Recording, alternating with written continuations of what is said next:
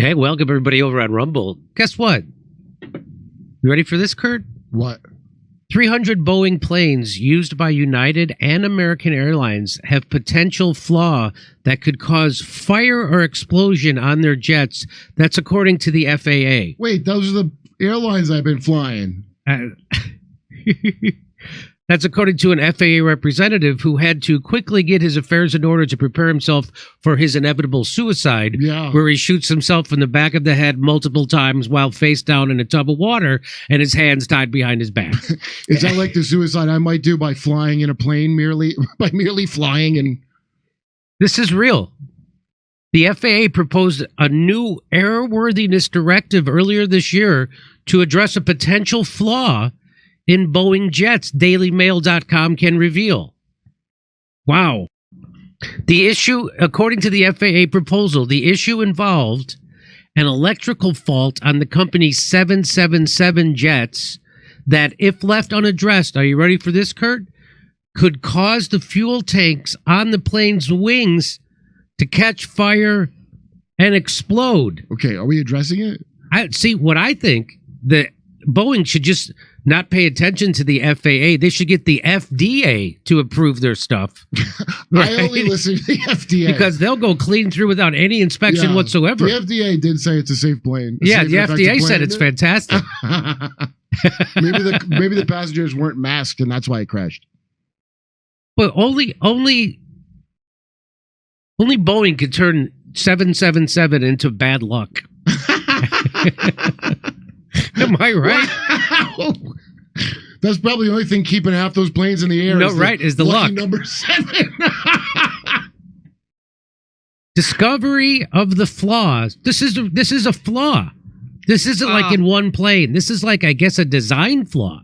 You mean a feature? Discovery of the flaw exposes that nearly 300 more Boeing planes are potentially at risk, including jets used by United and American Airlines, according to the notice by the FAA. The FAA reported the issue in March and requested that Boeing and other outside experts respond by May 9th, but it remains unclear if the company has done so. I've been flying on that.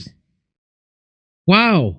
Well, in typical corporate fashion, Kurt, they're not going to fix the problem. They're just going to get a new advertising campaign around it. Hey, our summer getaway deals are on fire. Yeah. Mm-hmm. Yeah. Want to just fall off the radar for a while, if you know what I mean? I wish I could laugh at this, but this is my future. You need to hurry up and grab your vacation dream trip to one of our many flyover states now while the bargains last. Oh. I know it's sad. It's hard to. I have flights coming up. I fly American all the time. That's the one I thought wasn't using that one plane. I fly. It's a 777, not the 737. I think we flew 777 to Europe when we went to Europe, but that was. Well, we made it. That's the good news.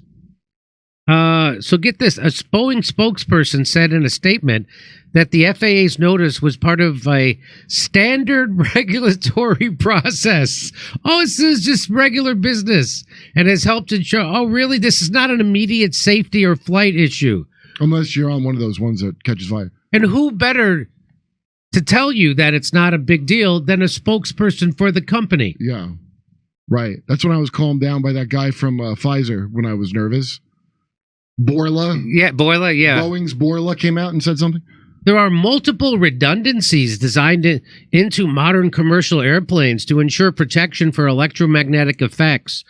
The 777 fleet has been operating for nearly 30 years and has safely flown more than 3.9 billion passengers, the statement continued. Yeah, the main multiple redundancy is that shit keeps falling off your planes. And it is consistent as some celebrities making a global issue about themselves. That's how... It is just their latest major safety warning to be directed at the scandal-hit company by regulators, as multiple models of Boeing passenger jets have faced door plug blowouts, mid-air engine fires, and 2 deadly crashes, which killed 346 people. In a March 2024 airworthiness directive proposal, the FAA warned Boeing of an electrostatic discharge or static electricity risk near the center wing fuel tanks. Are you... So Boeing is basically the mayor of Amityville from Jaws.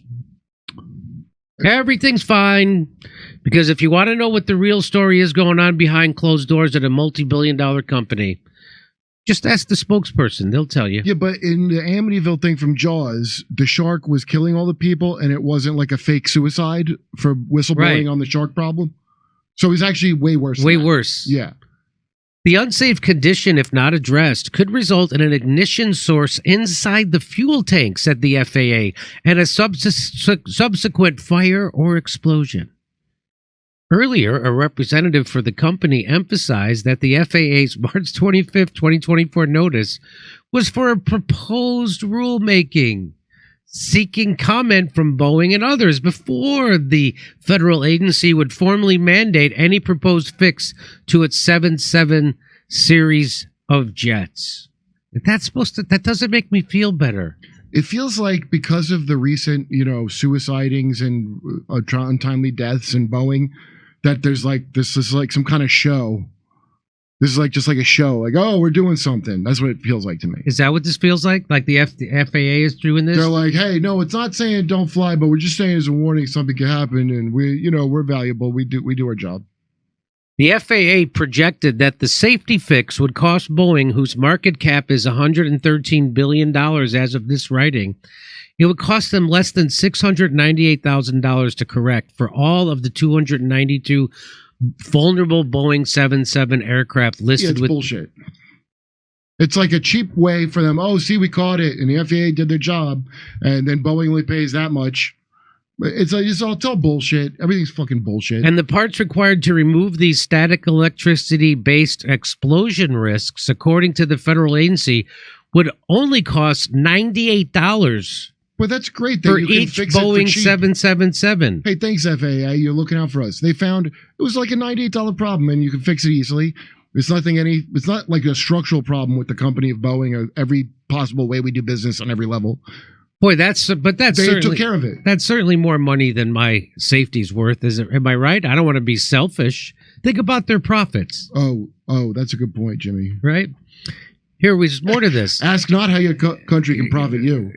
Ultimately, the FAA's March safety directive proposal said it could call for the firm to revise its maintenance or inspection program for 5 models of the 777. The FAA warning joins controversies already swirling the aerospace giant and its 777 aircrafts, including Senate testimony by a whistleblower who has accused Boeing of taking shortcuts when building the 777. Hey, if you've ever tried to get home during rush hour, you know the importance of taking shortcuts. Am I right? Come on. Jesus Christ almighty. We here at Boeing just want you sitting in one of our planes as soon as possible. Sooner the better. Despite what Boeing officials state publicly, there is no safety culture at Boeing, said the whistleblower. What does that mean? She said there is.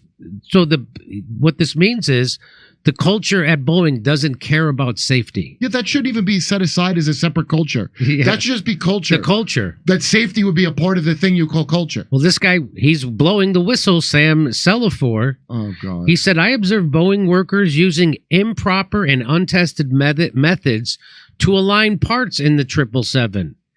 He said he's once a quality engineer at Boeing. He told the Senate investigators.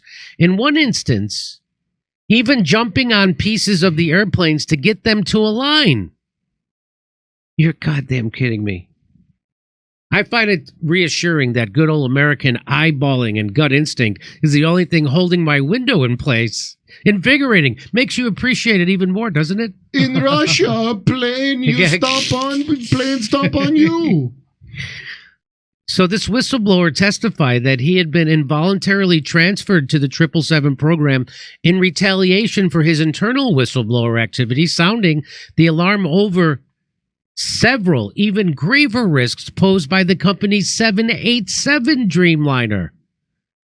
Oh my God! Hey, if you shat your pants getting to Boise on a 777, you're really going to lose weight on the 787. It's one number more dangerous. I thought it was a luckier number.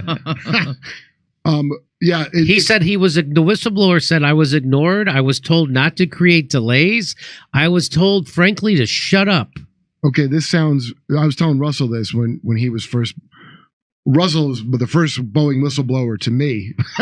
Yeah. Russell Dobula. Yeah. But it sounds like when like a big time video game comes out and it sucks because it was rushed by the private equity company that owns it, and there's whistleblowers like, yeah, we were rushed and we didn't do the right thing. Now keep in mind, this for a video game, a thing where no one dies, but they're running real physical planes the same way, with the same kind of like, we'll just add an update later, it'll be fine.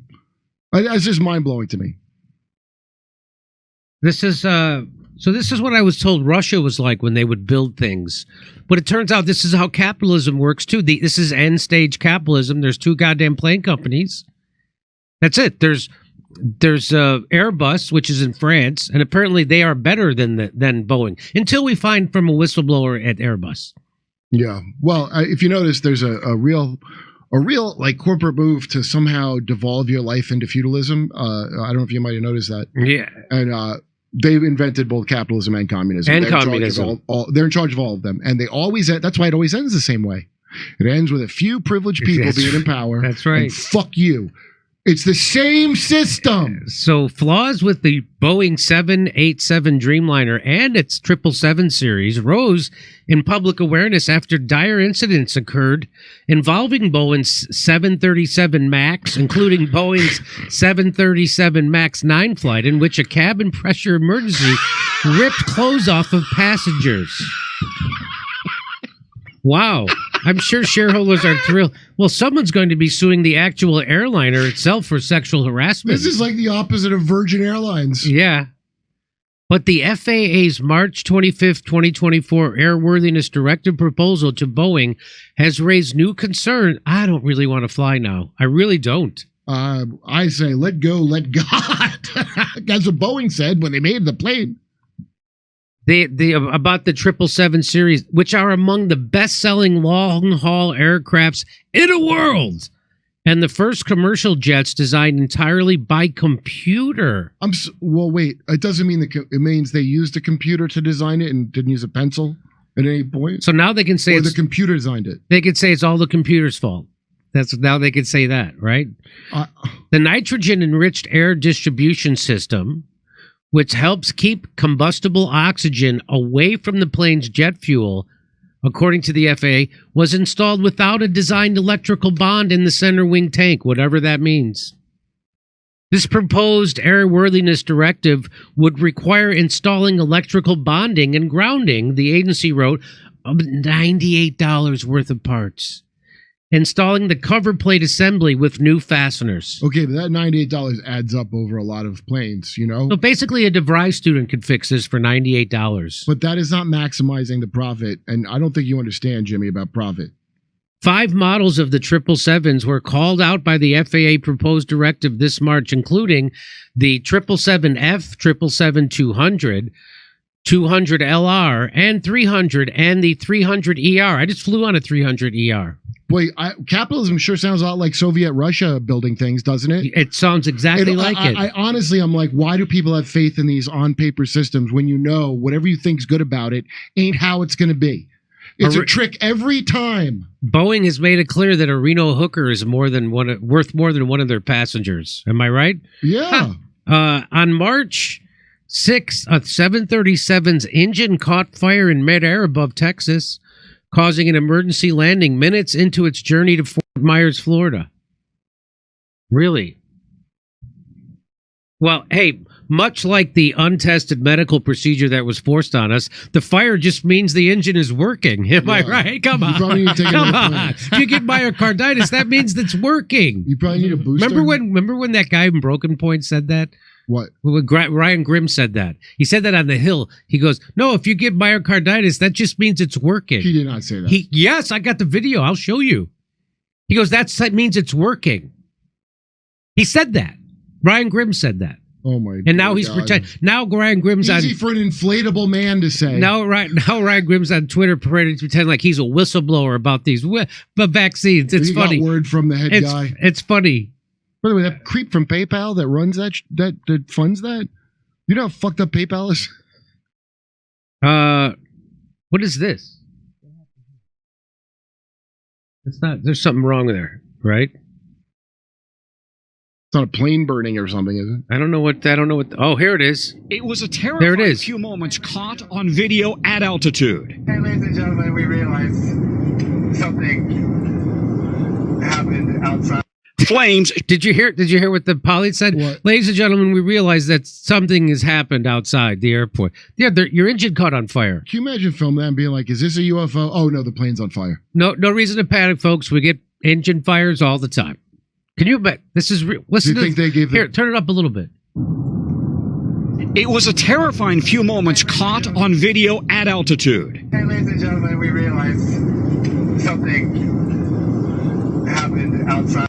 Flames Something shooting out of happened. the engine of a United Airlines flight, possibly an engine stall, as the plane departed Houston en route to Fort Myers earlier this week. Stall on the left engine. The aircraft, a Boeing 737, made an emergency landing back in Texas. United calls it an engine issue, adding the flight landed safely and the passengers deplaned normally. Oh, it's all normal. Boeing does not provide the engines for the planes. Elliot Trexler was on board. This was not a normal bump that you would hear when you're flying. This was a loud explosion. There was no question in any of our minds that something bad had happened.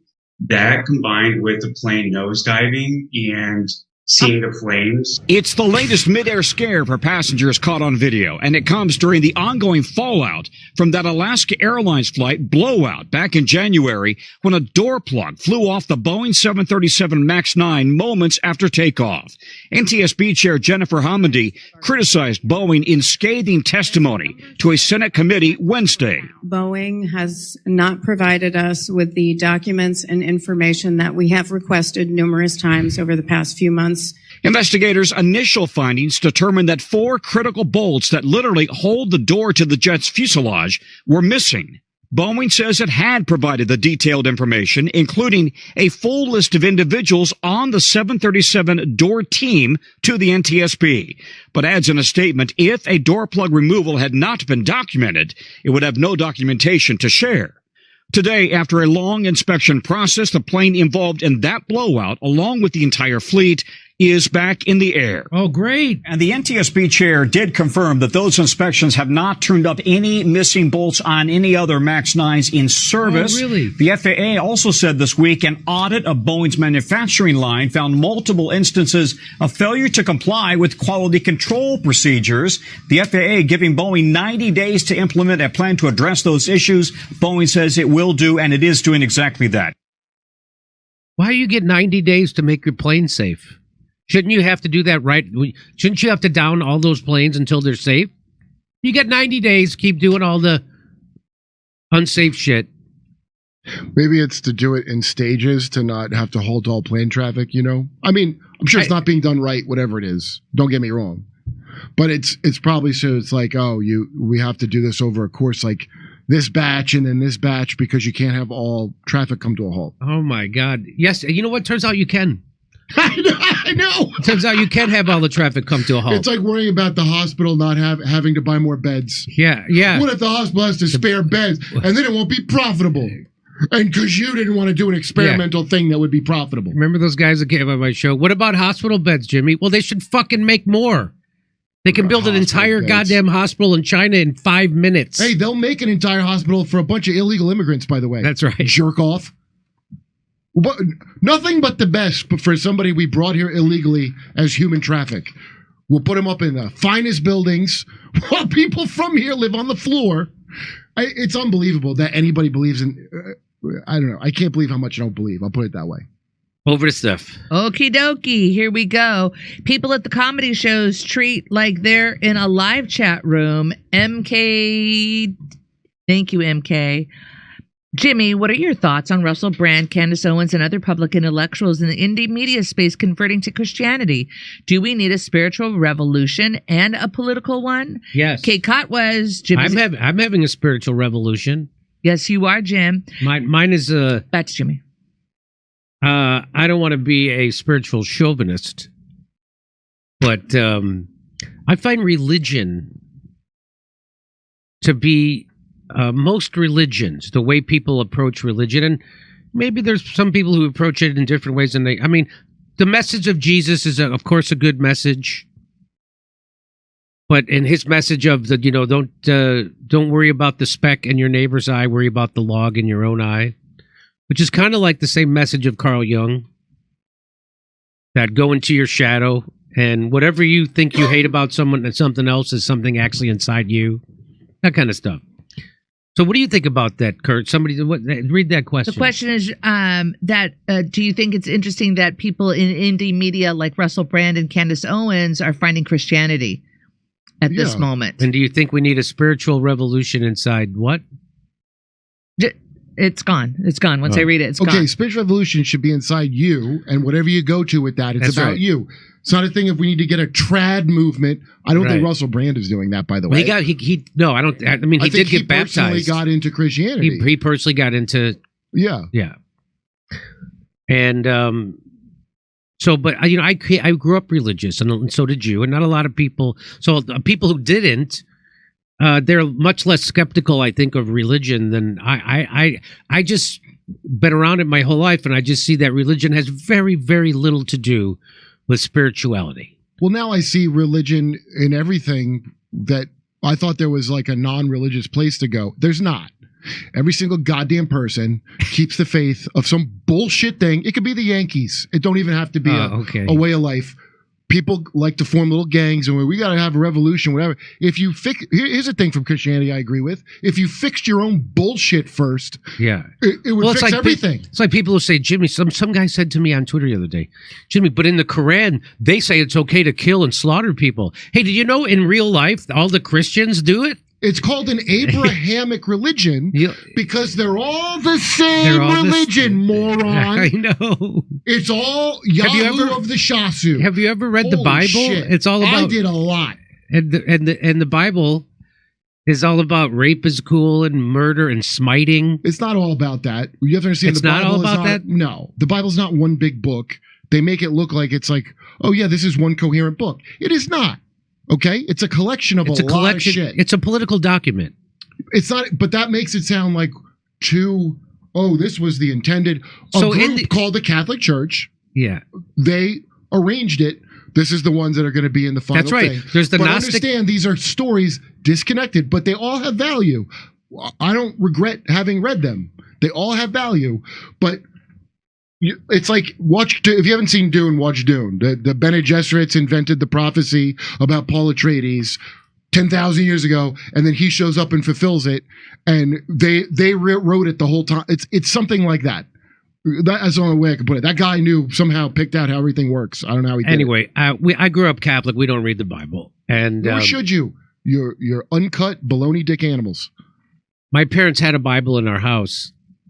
We never read it. That's just for hitting ghosts if they come in. They kept it under their bed. Yeah, that's where the Bible was. Because you know why? I think the Jesus thing is it's almost like your rights, like constitutional. So if you get abducted by lizards, you can go, I know my rights, Jesus, and they have to let you go. I think that works. Okay, Steph, read a couple more.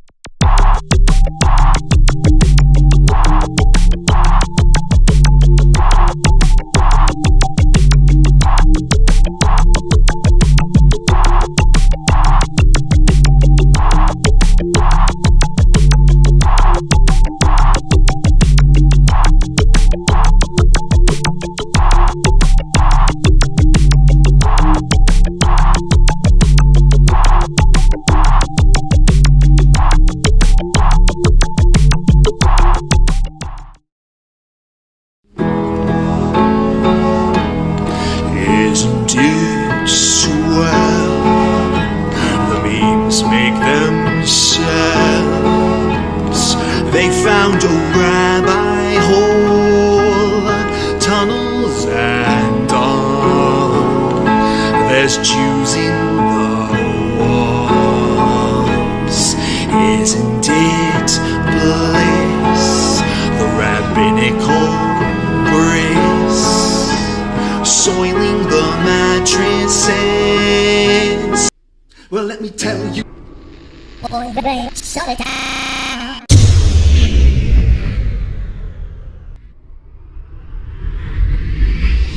If I were Rabbi Shmuley and diddle diddle diddle digga digga diddle diddle dum, all day long I'd diddle little bums. If I were a Shmuley man, I'd peddle all my dildos, dreidel dildos, selling dildos with my daughter and her mum. If I were a Jewish Shmuley man, I'd be digging with a dildo in my bum. I'd wear a grotesque nose and go grab some goyim right on the nipple with a pinch. A Shabbos lap dance brace for the youngest mensch. At this time, more than any other time, you know, revolution is necessary. It is necessary.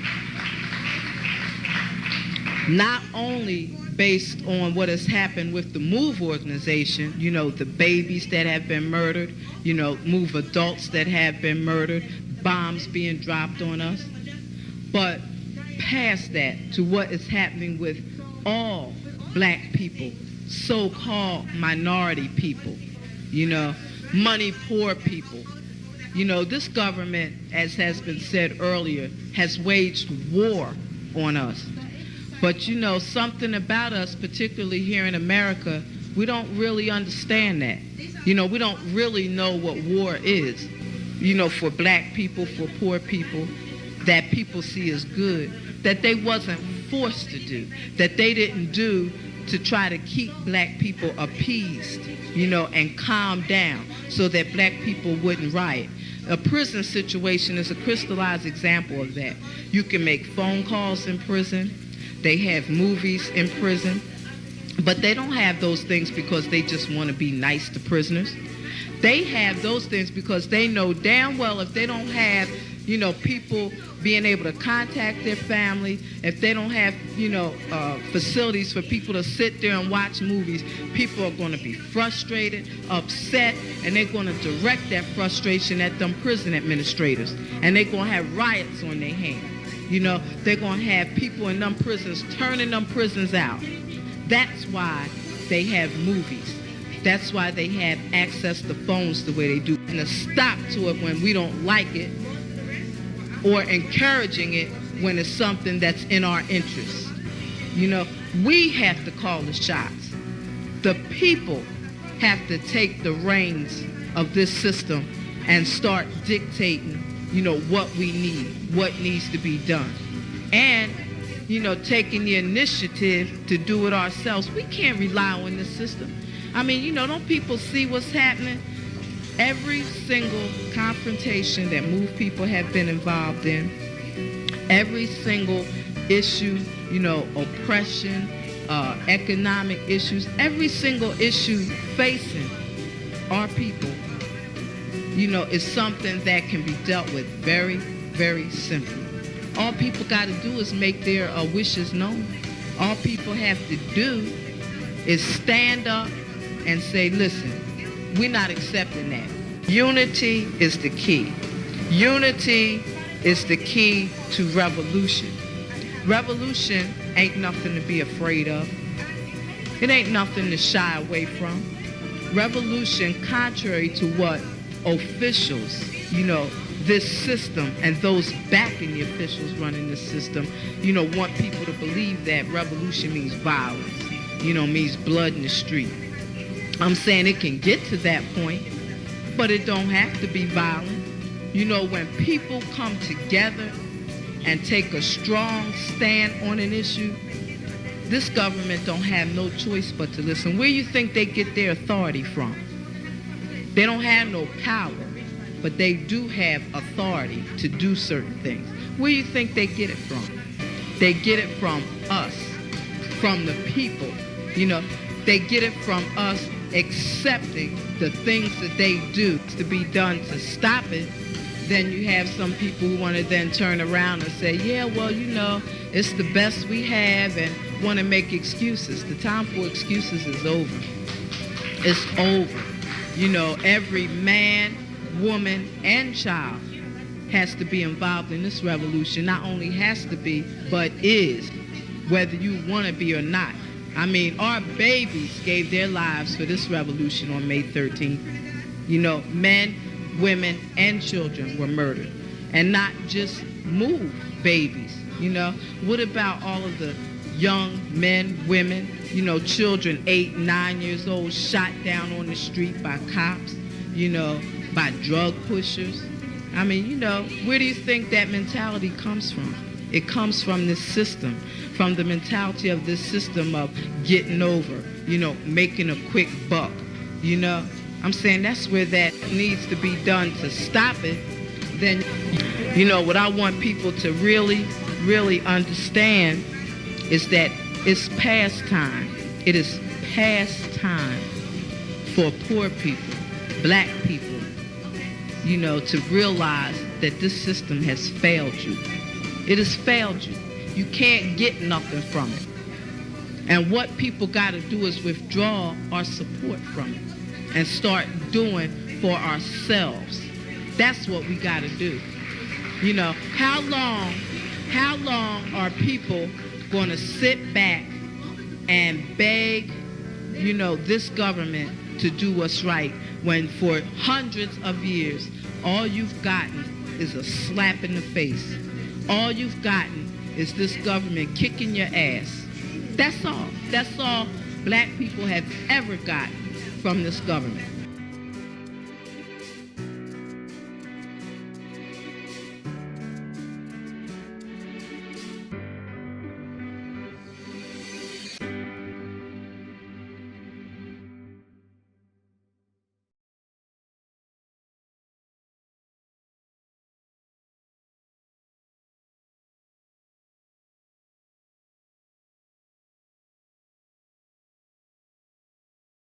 Hey, thanks for checking out our YouTube channel. Subscribe by clicking on that button down there for more AM Joy and the rest of MSNBC. And click on any of the videos right here to watch the latest interviews and highlights. And you can get more videos from MSNBC for free every day with our newsletter. Just visit